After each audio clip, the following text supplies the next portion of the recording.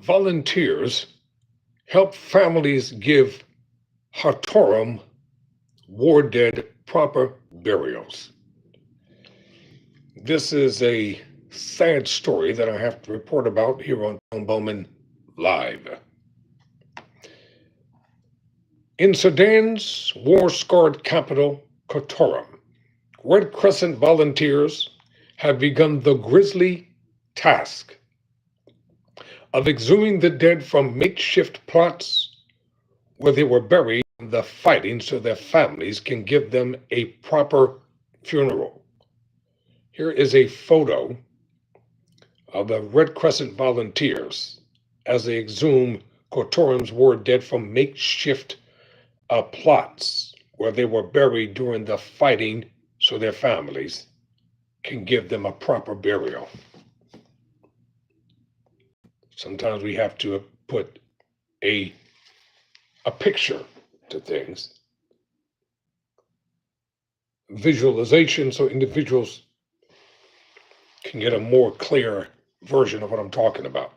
Teams of workers in dusk-streaked white hazmat suits comb vacant lots, looking for the spots where survivors say they buried their loved ones.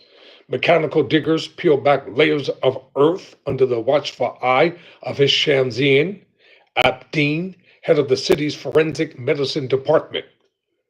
We're finding graves everywhere in front of homes, inside schools and mosques, he told AFP, surveying the scene.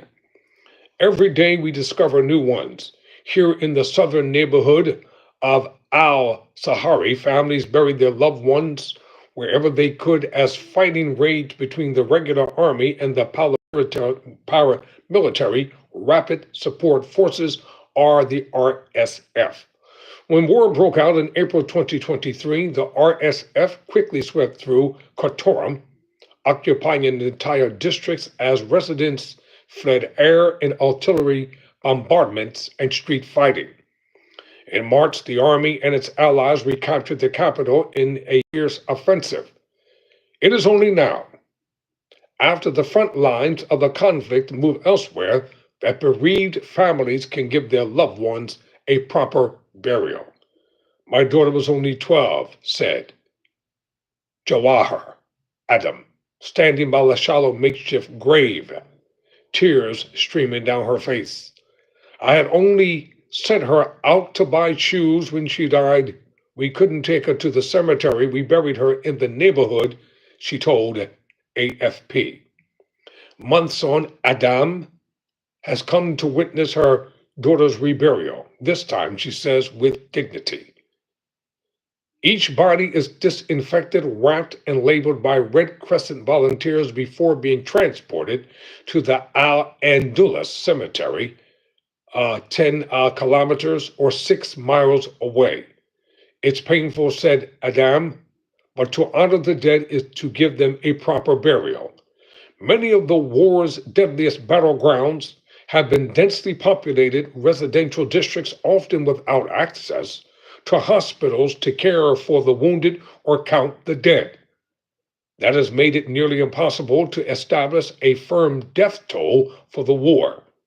Former U.S. envoy Tom Perillo has said that some estimates suggest up to 150,000 people were killed in the conflict's first year alone.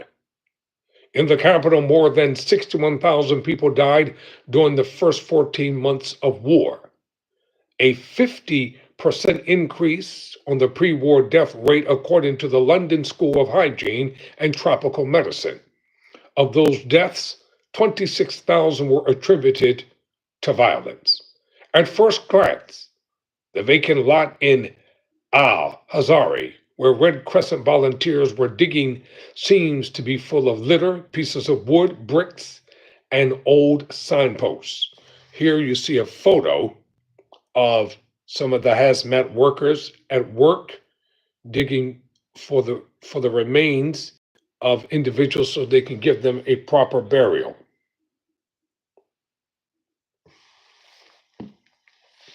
Look more closely, however, and it becomes clear that they have been placed in straight lines, each one marking a makeshift grave. Volunteers exhumed 317 graves in that one lot, Zine Dean said. Similar mass graves have been uncovered across the capital, he said, with 2,000 bodies reburied so far. But this team estimates there could be 10,000 bodies buried in makeshift graves across the city. At the exhumation site, grieving mothers watch on silently, their hands clasped tightly to their chests. They, like Adam, are among the lucky few who know where their loved ones are buried. Many do not. At least 8,000 people were reporting missing in Sudan last year, in what the International Committee of the Red Cross says is only the tip of the iceberg. For now, authorities labeled unclaimed bodies and kept their details on file. With the bodies now exhumed, the community can have some degree of closure, and the vacant lot can be repurposed. Originally, this site was designated as a school, said Youssef Mohammed Al Amin, executive director of Jebel Alawali district. We're moving the bodies so it can serve its original purpose.